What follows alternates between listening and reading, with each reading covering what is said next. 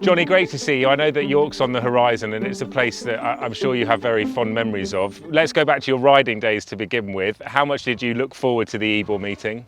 Yeah, it was one of those meetings you look forward to all year. You know, you're after coming out of Ascot, Goodwood, roll on to York. You know, it was a lot of Irish people would travel over. You know, great memories of my father-in-law bringing a team over to York. You know, it was always very, very enjoyable to ride there. Very fair track. Ground was always, you know, the best horse nearly always wins in York. Big, long, straight, and all the top horses rock up there. And you know, you plot your way through the year, but most of the time, all the champions turn up in York, and especially in the International, it's one of those races that you really, really want to win.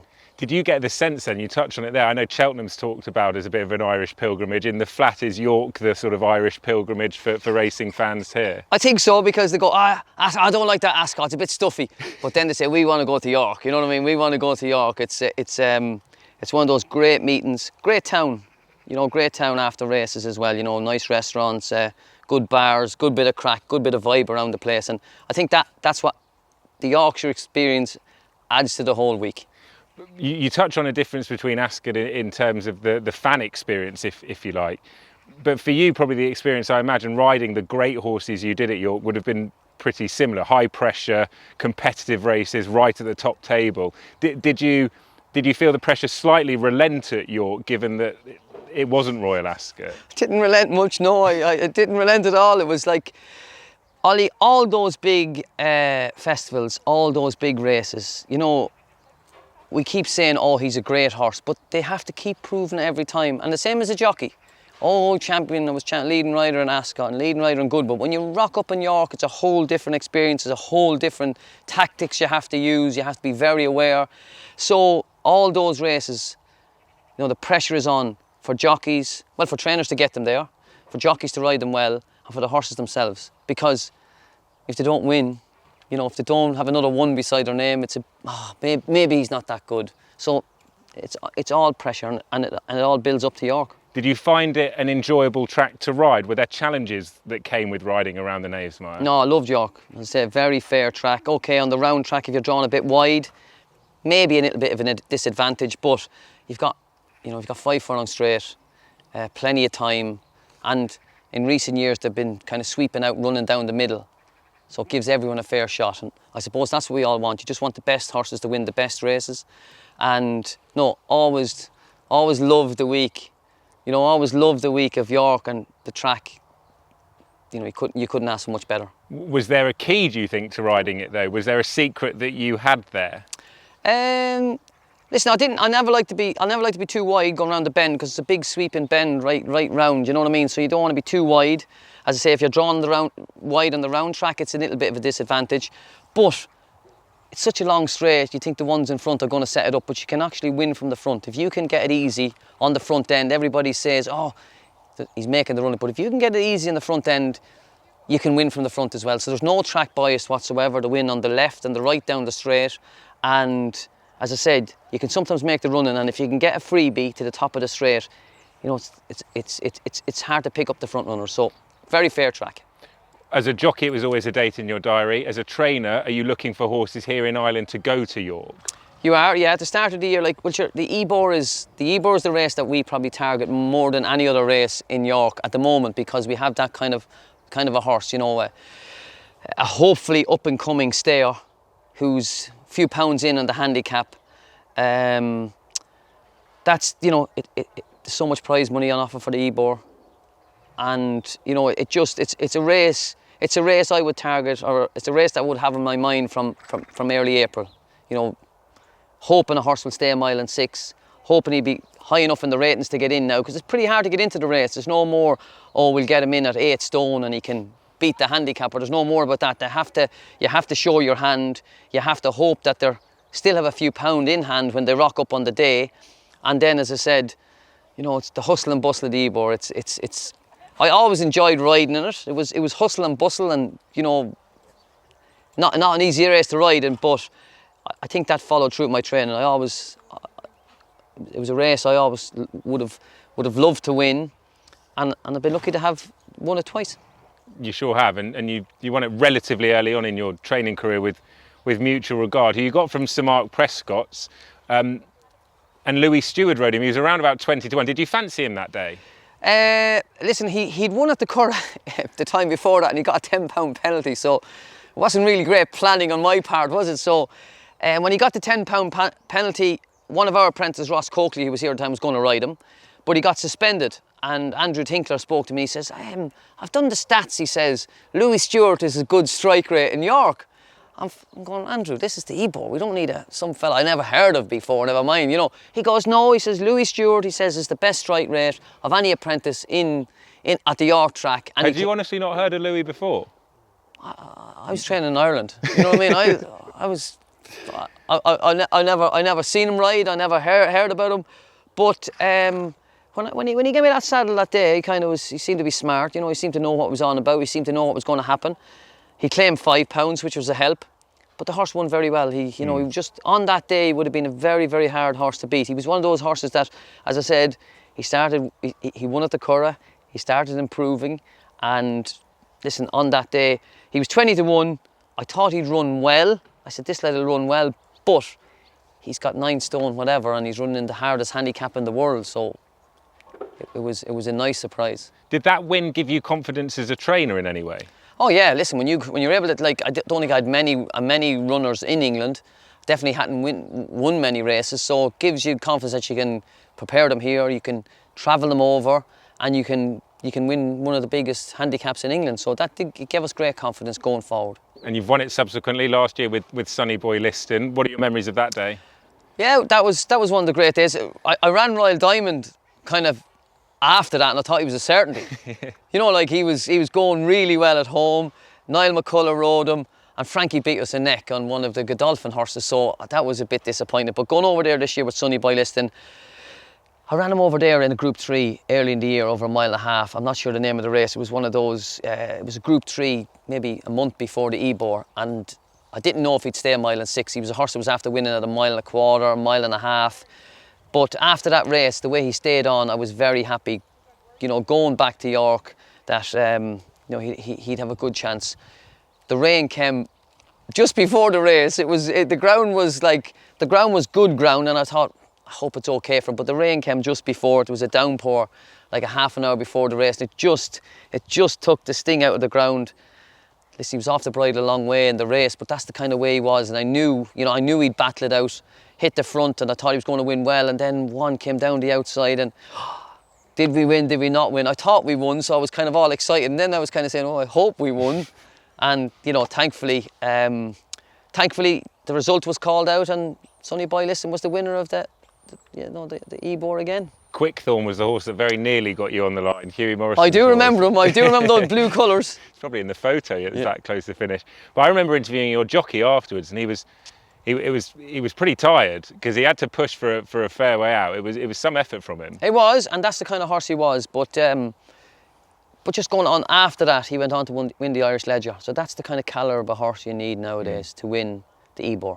You know, gone are the days, as you said, you can start something off and get it down with 8 stone. You need a group horse. You need an already group horse. You need an already group horse in that race. The handicap is very condensed now, you know, from top to bottom. You're not giving 2 stone away to anything. So the good horses are all going to rock up there. But that's what you do when you put on that kind of prize money. When you put on that big prize money like that, everybody wants to be in it and everybody wants to try and win it. I know you've won big races. We've seen you have Royal Ascot winners, etc. But where does winning the Sky Bet Ebor rank in your eyes, given the affiliation you clearly have for the race and the memories you have of the race? You know, it's one of those races you think you've done a good job if you win the Ebor. Like, as I say, you start planning it in April, you know, and it doesn't happen until what, middle of August. So it's a plan, and you're trying to get there, and to get a horse there, it's hard enough, but to get him there in top shape and to win the race, it's what you dream of doing as a trainer. You know, it's a plan, and it's always great when those plans come off, because it doesn't always happen.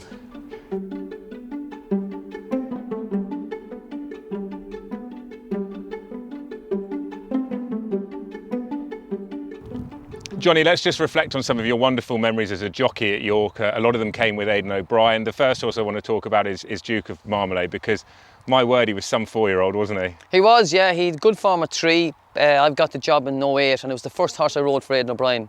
He galloped some horse at the Curragh, and I sat on Duke of Marmalade, and I just thought, oh my God, what a machine. He won 5 Group 1s in a row. You know, the big day was, you know, the Juddmonte, or the It was the Juddmonte. It was the Juddmonte, yes. Yeah, at Newmarket though. But it was at Newmarket, yes. I got a bit confused there. All right, yeah, they moved it. There was so much rain that year. There was a lot of rain that year, and we thought, oh, it's going to be called off. But they moved it to Newmarket, and you know, for him to win that race again, tough race. He was a very tough horse. Wore his heart on his sleeve, and remarkable, really. 5 Group 1s in 1 year. But that's what Aidan O'Brien does. He was 1 from 9 as a 2 and a 3-year-old, and then he really hit his straps, didn't he? He won the Gannet, the Tatsgold Cup, the Prince of Wales, the King George, and then, as you say, the Juddmonte. Must have been me. Is that what you're putting it down to? That's when I started riding him. No, he just matured. He was a big, raw horse. You could see what he was doing at 2 and 3 was just a natural talent, and he probably developed up into his size. And as a 4-year-old, he was a monster. Was he one of the best you'd ridden? He was one of the toughest. Yeah, some horse, wasn't he? When you look back on that, when you start a job like you got given, to have a horse like that who keeps winning at the top leagues must just sort of really solidify the partnership. It does, you know. So that year we had so many good horses that year. Like, he won 5 Group 1s, Henry the Navigator won 4 Group 1s, Yates was there. When you get a job like that, that's the job every jockey wants. You know, you're going to be riding, you know, in every Group 1 worldwide. But as you say, to get a horse like that, you know, Duke of Marmalade, to win 5 Group 1s, and the big one.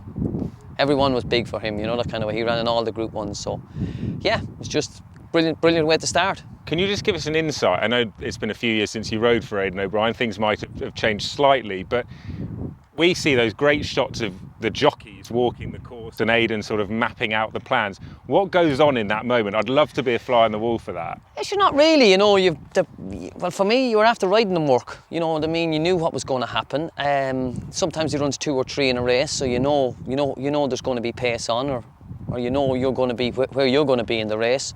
There's no real, you know. We just walk the track together, get a feel of the grass, and it's not be here at the 2 mark or be there at the 1 mark. It's nothing like that. It's just, you know, just to walk the track to get a feel of the place, and just to make sure that everybody is aware, like, you know, it's game day. It's game day today, and you know, as I said, Aidan, we've got the best horses. Just make sure it's a good even gallop, and you know, you're going to win 90% of the races because you've got the best horse. How much nerves did you feel before a Juddmonte International, say? They're big races, you know, they're big races, but you feel that nice nerves before all those big races. And I say it's nice nerves because it is nice, but those moments in the paddock when you come out to meet the connections, and just try and keep everybody nice and calm, and just say what your plan is and what you'd like to happen. It doesn't always happen like that, but as soon as you're up in the horse and you canter the start, it's just another race. And I suppose later in my career, I was really enjoying them. I wanted to be there. I wanted to be part of it. At the start, when you're a young lad, or if you're not, you know, if you haven't ridden many of those ones, you're kind of a little bit nervous, because if this doesn't happen, you mightn't be riding them the next time. But when the more you do it, the more relaxed you get, and the more you want to do it. How did you feel going into Rip Van Winkle's Juddmonte International? I loved Rip Van Winkle. I thought he was a great horse. I know he was a bit unlucky. He didn't win the Guineas. He finished 4th. He finished 4th and a 5th in the Derby. But again, as a 4-year-old, he was a great workhorse. You know, he was a great horse to be around. Very quiet, great turn of foot. So I was pretty confident. It was a good race that year. It was a really good race, and I think Prince Khaled Abdullah had a few good horses in that race. Twice over you beat who went on to win it the following year. Yes, you know, so it was a good race, but he was one of those horses that I had great faith in him, and I knew when I pulled him out there, it was a tight battle, but I knew just going to the line, he stuck it out. And again, a great race, because you know the importance of these races for the owners. I know it's Coolmore and the team, but those races are really important for the owners and for the horses to make them stallions, because when you look back and you see on the stallion book, he won the International at York. It's a big race. And he'd won the Sussex as well. They tried him in the Derby. It was the Stars' Derby, so absolutely no shame in finishing 4th to that champion.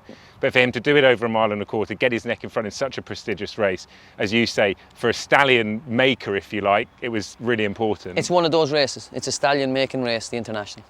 Yeah. You've had other tremendous successes at York, Peeping Fawn was a hugely impressive filly when she won the Yorkshire Oaks. You were a short price that day, and the pressure was on a bit, I think, wasn't it?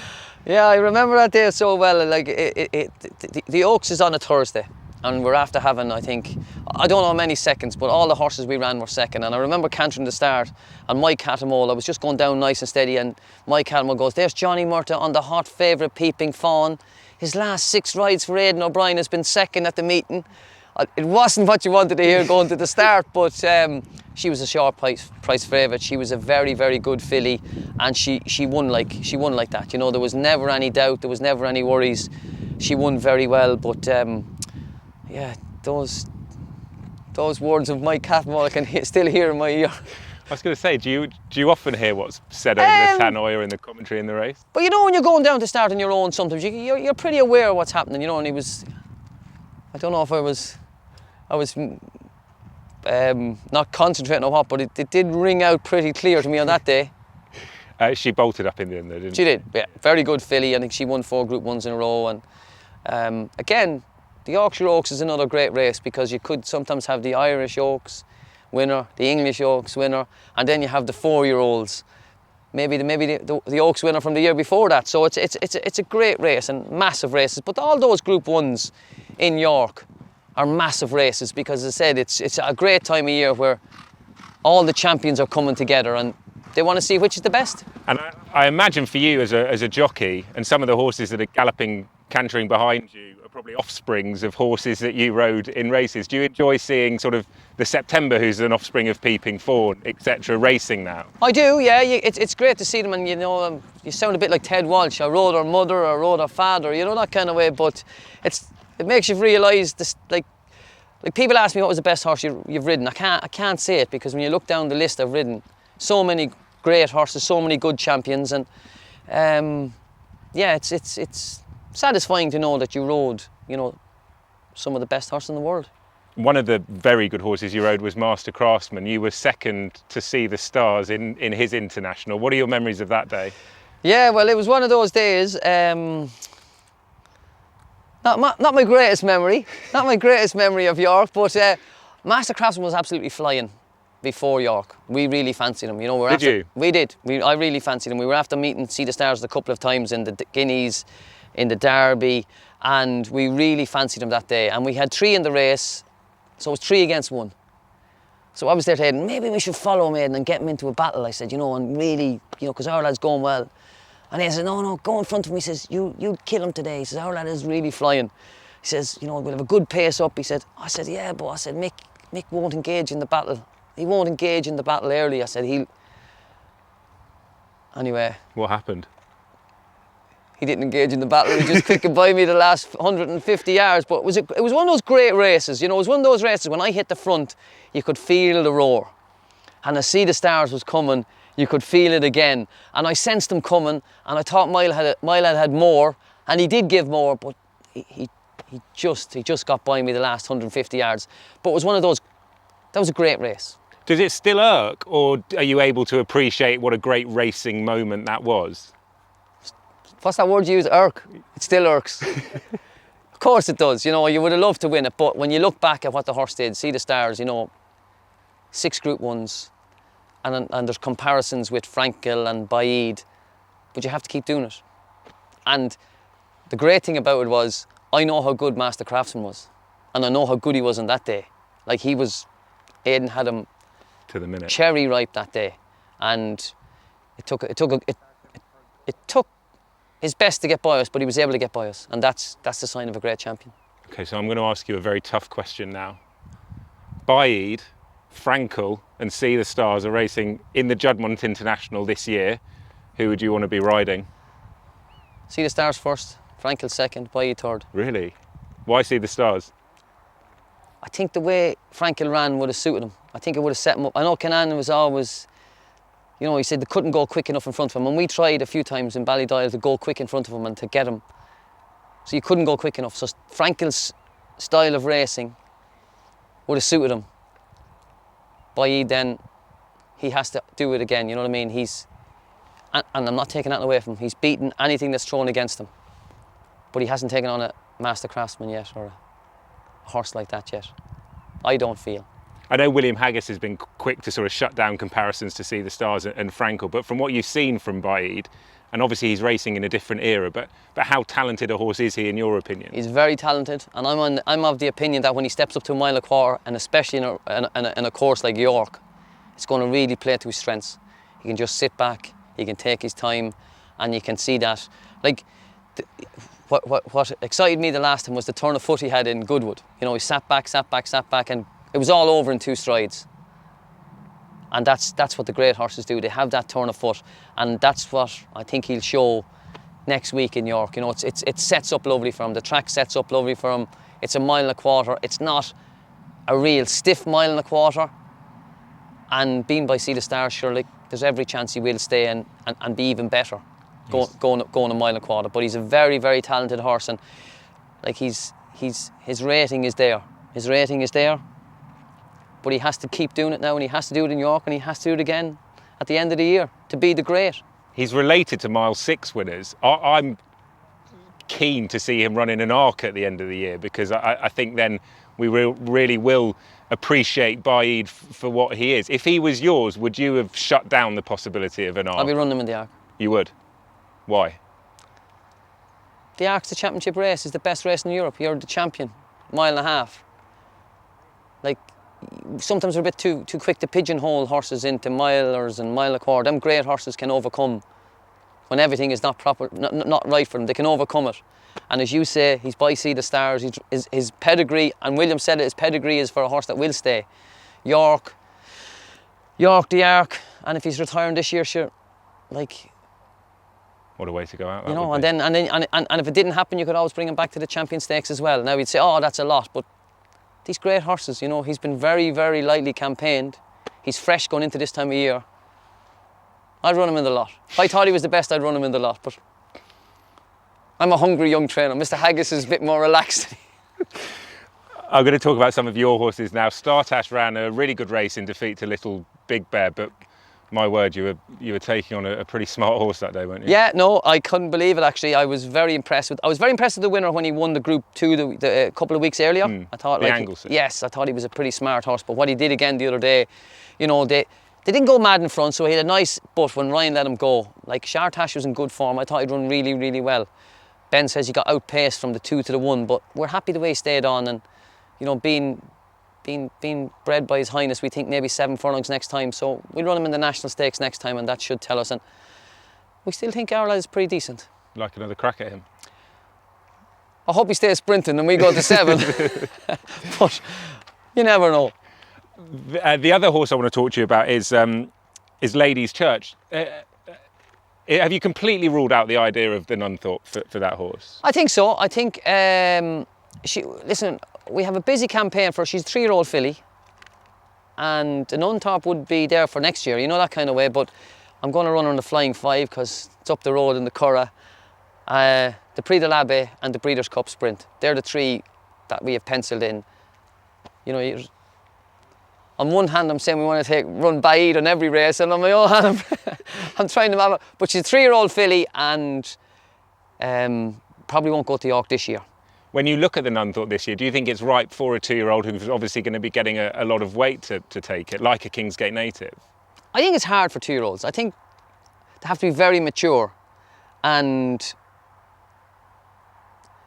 if you think they have a future, so there's other nice races. There's the Jim Crack, and there's the the fillies race. The Lauder.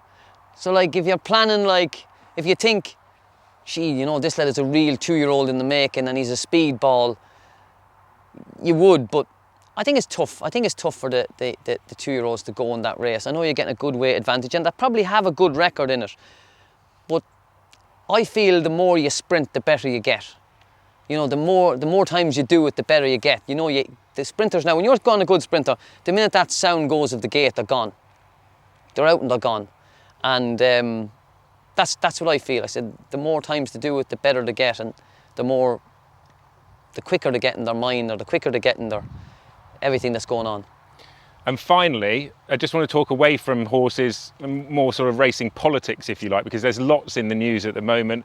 and I'm trying to get this in before the tractor comes behind you, but we can see the beautiful Curragh stand in the background. There's lots talked about racecourse attendances, the fixture list, etc. What do you think needs to be done to get people coming through the gates and coming racing again?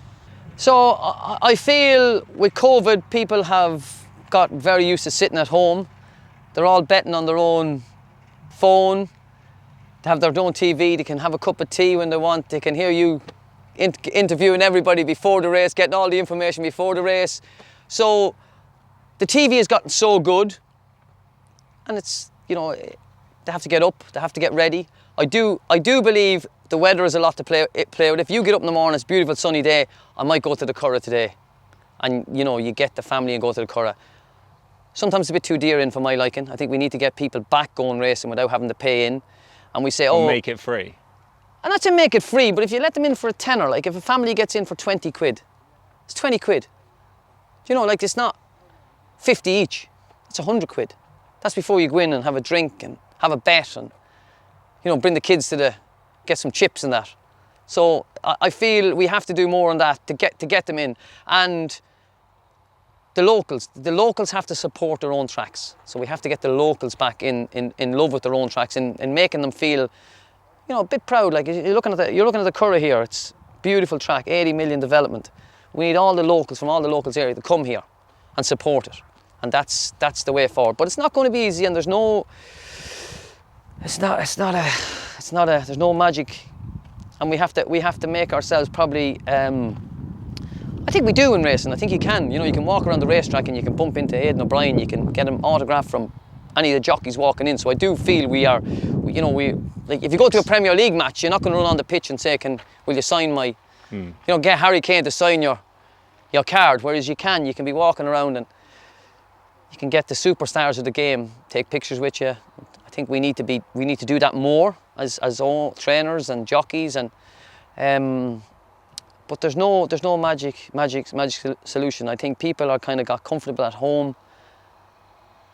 Years ago, my uncle used to bring me racing in Navan Racecourse. We live 5 miles from Navan Racecourse. He used to go to the racecourse because you didn't have to pay tax at the track. So, you know, if you had a bet in the bookies, you put a tenner on, it cost you 11 quid. So he used to say, we're going to the races today, we won't have to pay any tax. And we used to go to the races and you'd have his 10 quid on at the races. So he was getting something, he was saving. He was getting value. He was saving, you know. And is that there now? I don't know. So you have to give them something at the track that they're not getting somewhere else. And like I think it's great that they're going to races now, they're getting you know, it's 25 quid at the Curragh the other day. You get a burger, you get a drink, and you get a bet, a free bet. And people think they're getting something. And that's what gets them in the gate. And then the magic happens when they get there. They might back a winner, they might bump into Aidan O'Brien, they might bump into Johnny Murtagh, they might bump into Colin Keane, and he says something nice to them, he signs their autograph, and they go, gee, I'll come back again. And that's the magic. But you have to get them there, and you have to get them in the gate. And just finally, you talk about the community supporting the course. There's a lot of magic at York on track, but it is a real community centre as well, and that's what's very special about that meeting. Well, the Yorkshire people are like that, I think. I don't know the difference between Yorkshire and Scottish, and I'm not getting into the politics of it. I don't say they're nicer than anybody else, but they make you feel very welcome. York is a beautiful city. There's a great crack, there's a great buzz, and that just adds to the experience. And that's why people go to York and they say, we'll come back again next year. And that's what you need to do.